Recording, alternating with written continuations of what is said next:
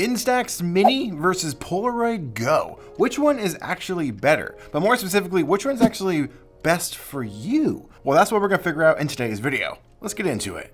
You know the type of guy that was a jock in high school but ended up becoming a huge nerd? You know, someone that's not afraid to make a fool of themselves on the internet. And someone that likes to shoot Polaroid a little too much. Did I say huge nerd? You know, just an ordinary, everyday guy. Well, that's me. I'm just another Chris. For years, the best and cheapest way to get into instant photography would be the Instax Mini line. It's really affordable, the cameras aren't really too expensive, and the film itself is actually the cheapest option out there. First introduced in 1998, yeah. And this was really the only affordable way to get into instant photography. But flash forward to the year 2021, and that's when the Polaroid GO was released. Instax Mini film is a little small. However, when you stack it up to Polaroid's answer to the Mini, well, it's not so small after all. Now, for the Instax Mini option, there's a ridiculous amount of cameras out there to choose from. From Fuji itself, like here is the Instax Mini 9 next to the Instax Mini Evo. This is like their digital camera hybrid. There's also other companies out there that make cameras for Instax Mini film, such as Lomography, Mint, Nons camera, I think that's how you pronounce it. Heck, I even own a Sharper Image Instax Mini camera. And they're all really great. Some range in price, some as cheap as $20 and others up into the $600 range and beyond. And the film itself is widely available. You can pretty much get it in any store you walk into. Now, taking a look at the Polaroid GO, this is the only option you have. Yeah, this comes in a couple of different colors, and that's it. There is regular white frame photos and black frame photos, and that's really the extent of it. The major differences between the two are really only a couple of factors. One being the size. The Polaroid GO is the same width as the Instax Mini. The Instax Mini is just a little bit taller. The other being the Instax Mini line actually gets 10 photos per pack, and Polaroid GO, you only get 8 photos per pack. The only other real difference between them is price point. You can pick up a double pack, so 20 photos for the Instax Mini line for around $14, depending on where you go. And then on the Polaroid GO side of it, you're gonna look at $20 for a double pack of 8, so a total of 16 photos. Because if you don't know, there is a wet chemistry inside each photo. You may have wondered why there's this little tab at the bottom of all your photos. No, it's not intended to be written on, even though it is quite convenient, but that's not why it exists. If you flip it over, it actually holds a chemical pod, and upon ejection of the camera, it spreads it across the film. And that's how your photo works and how it gets developed. And each company uses a different formula, so they're gonna give a different look between the two brands. On Instax, it's gonna be a little bit more contrasted with saturation. On the Polaroid side of it, it's gonna be a little bit more washed out and a little bit less saturated. But some say that gives it a little bit more of a retro feel. And there is one other difference between the film, more of a technical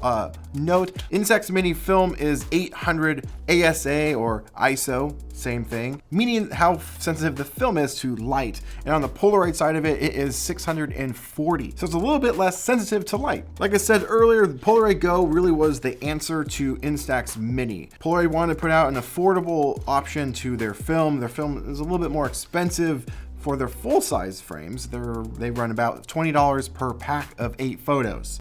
Yeah, a little expensive, but they're the classic size and what you would think of when you hear the name Polaroid. And since it's a fairly new camera, there really isn't a ton of options, unfortunately. I would love to see some new cameras, maybe some new film types, or even some custom cool frames. Like they do a lot of their themed ones. They just released like the David Bowie, there's been Star Wars, and my personal favorite, the Stranger Things edition frames. Those are really cool. I'd love to see some aspect of that brought into the GO. I feel that this serves a great purpose into the Polaroid world that Polaroid just unfortunately hasn't quite expanded upon just yet. The Polaroid GO has an internal battery that you charge via micro USB. Come on, people, switch to USB-C. That's what we want. You load the film on the bottom, and it has only a few options for shooting this. You can turn the flash on and off, and that's pretty much it. There's a digital LED screen on the back for your film counter. It kind of has a selfie mirror built into the viewfinder off to the side. You don't look through the lens, and again, it is a plastic lens. It has a semi-reflective surface, so you can kind of frame yourself up and take a selfie. Would have loved to have seen a dedicated selfie mirror, like on the Instax cameras, but it's fairly small, and if you're wearing maybe some cargo shorts or a baggy sweatshirt, it is sort of pocketable. This camera is $99. If you can find them used for about $50 or so if you really want to go that route. And you can find them in major retailers like Target, Walmart, Best Buy. The film, on the other hand, I have noticed is kind of tricky to find. Target does a pretty good job of it, and I have seen it in Best Buy. On a rare occasion, I have seen it pop up in Walmart. Otherwise, you're gonna have to buy this stuff directly from Polaroid's website or even on Amazon. On the Instax line, there's so many cameras to go over, and I've done tons and tons of videos on their cameras. I'll leave some of my favorites linked down below if you want to check them out, but their cameras range all over the place for different options. You have some cameras that have some cool settings and features like double exposures, self-timers, even tripod mounts on the bottoms. You can mount them to tripods for longer exposures or even group shots. You even got some that has fun filter effects and even connects to your phone, and you can print photos directly off of your phone onto Instax Mini Film, which is pretty cool. You even have some fun themed cameras as well, like I have a Minions one that's kind of ridiculous, but hey, it's pretty fun. There's even some high-end professional grade Instax Mini cameras out there made by like Nod's Camera, where you can have interchangeable lens systems on them. It's really, the sky's the limit when it comes to Instax film. And of course, the prices of these cameras range wildly. Like I said, you can find used cameras in this world for $5 all the way up to several $100s. And their cameras are widely available in stores. You can pretty much walk in any store and find an Instax Mini camera. Now, a great use case for these cameras where they shine the best, and that is in like a party situation. I love bringing these to parties because one, the film isn't as expensive. I can just hand them out and people can go crazy and have a great time. But two, they really only do the best results out of these cameras when you're shooting something that's rather close. If you're trying to shoot landscapes with these things, the film's just too small to really take advantage of that. It's very underwhelming. So at parties with selfies with friends, portraits and stuff, that's where these shine. They're stupidly easy to shoot with. You just point, shoot, you're done. There's hardly any thinking involved. I mean, that is the joy of instant photography. However, if you step up to some of the bigger cameras, it's pretty much the same case, but there are a couple things to know to really take advantage of instant photography in all its glory. Instax Mini and Polaroid GO are the perfect entry point into instant photography. Because all the time people ask me, what's the best camera? I want to get into this. I'm like, don't worry about that. Forget that garbage. When you enter the instant photography world, you have to understand one huge thing.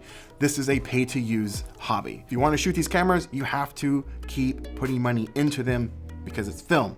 It's a consumable. So I tell people to start here, but more specifically, I tell people to start with Instax Mini just because it is a lot cheaper. You'll quickly learn if you enjoy shooting it. And then from there, you can maybe go into finding something that's fits your needs a little bit better. But yeah, start here for beginners. That's what I always say. It's the cheapest option. Now for this video, which one's better? Like I said, it really doesn't come down to which one's better. It comes down to which one is best for you. There's just too many variables in here to really crown a winner. Heck, there's only one camera on this side versus hundreds on this side. But my personal preference, I mean, I do like the Instax cameras. They're really fun and inexpensive. This might shock some of you though. I kind of dig the Polaroid GO. Just because of the square, it's kind of a novelty, and I would absolutely fall in love more with the Polaroid GO if Polaroid started putting out some new cameras for this line.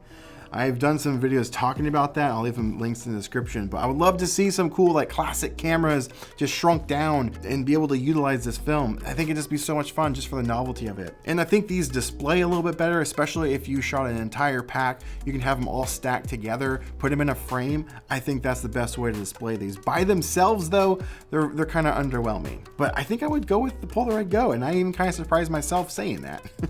Now, which one are you going to choose? Let me know in the comments below, and I'll be leaving my favorite cameras options in the description below for you, so consider checking that out. That's all I got for you. Thank you so much for watching, and I'll see you in the next video. Now, get out there, make some art.